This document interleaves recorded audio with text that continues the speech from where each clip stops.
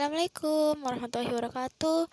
Perkenalkan, nama saya Khairun Nikma Dwi Junias dari Prodi PAI atau Pendidikan Agama Islam, dan sekarang semester 6 kelas A pagi.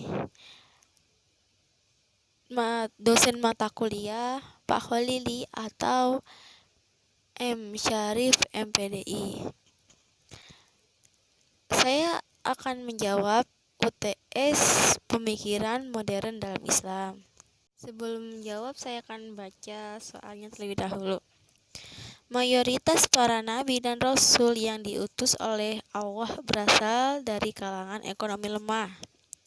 Jarang dari barisan para nabi dan rasul ini berasal dari kalangan ekonomi mapan, kendati pun secara garis keturunan mereka berasal dari nasab orang-orang yang mulia, terhormat dan terhormat rasulnya.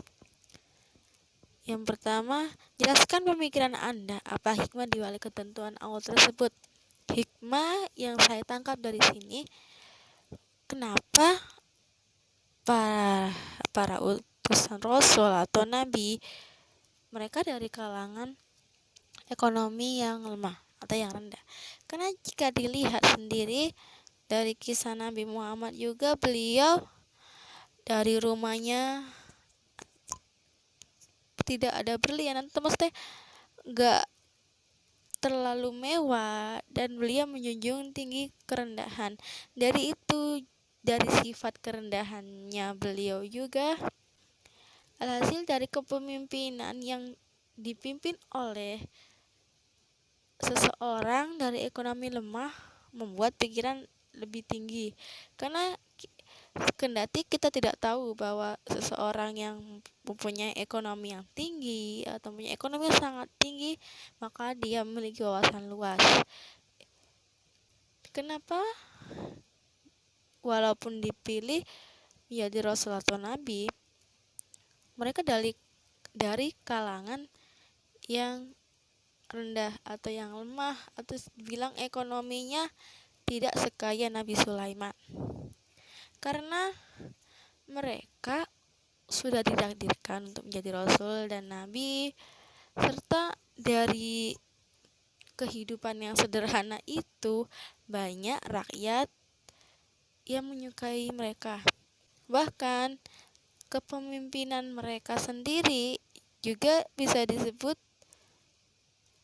maju, dan juga walaupun banyak pertentangan orang Arab yang menentang saat dakwah secara terang-terangan atau dakwah secara sembunyi-sembunyi, tapi alhasil walaupun hidup dalam ekonomi yang lemah, maju dalam mengembangkan Islam juga itu bisa disebut tinggi, karena mayoritas banyak juga yang memeluk agama Islam. Dalam ekonomi biasanya, jika walaupun ekonominya lemah, tapi tingkatan ilmunya lebih tinggi daripada ekonomi yang tinggi. Kendati orang-orang yang memiliki, atau maksudnya nabi atau rasul yang memiliki ilmu yang lebih tinggi, tidak sebanding dengan orang-orang yang kaya atau ekonominya meningkat, karena mereka tidak mementingkan bagaimana bentuk rumahnya, bagaimana hartanya. Hartanya hanya disisihkan untuk orang-orang yang membutuhkan.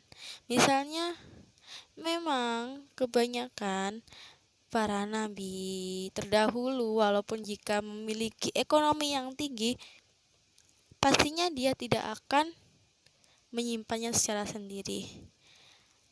Ada hal yang harus wajib dikeluarkan adalah sebetulnya infak. Kebanyakan mereka walaupun dari kalangan ekonomi lemah, mereka tetap menyumbangkan apa yang bisa disumbangkan.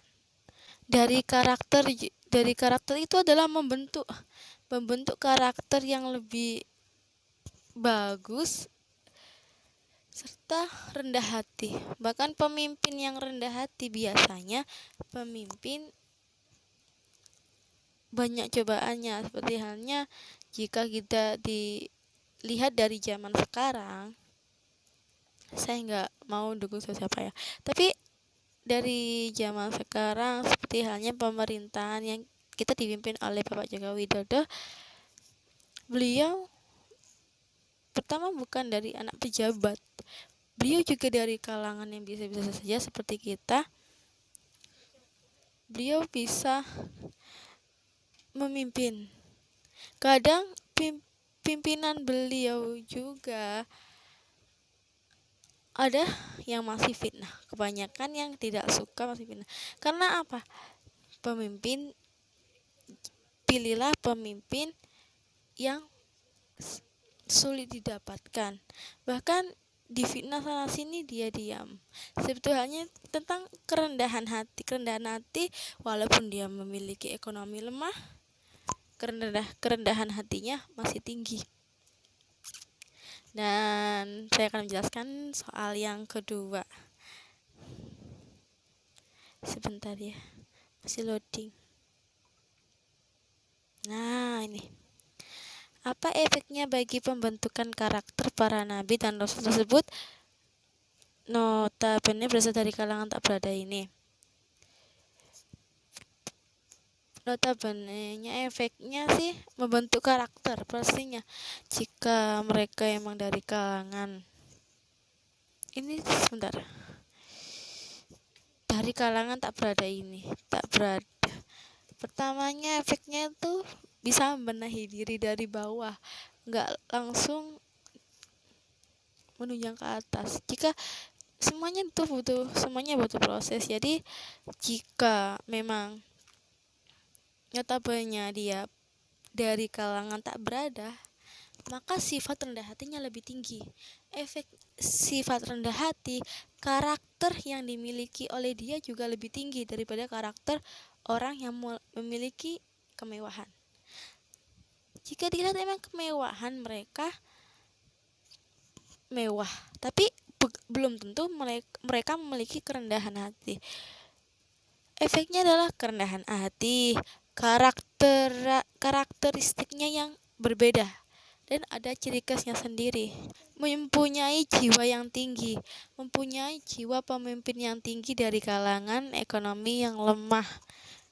Karena jika dari kalangan ekonomi lemah, dia mungkin akan berusaha sekuat tenaga agar bisa memimpin lebih maju daripada orang-orang yang sudah terbiasa dari kalangan mewah. Mungkin penjelasannya yang saya pahami hanya seperti itu, dan jika memang kurang ataupun salah ataupun kurang paham ataupun memang sangat salah, saya mohon maaf sebesar-besarnya.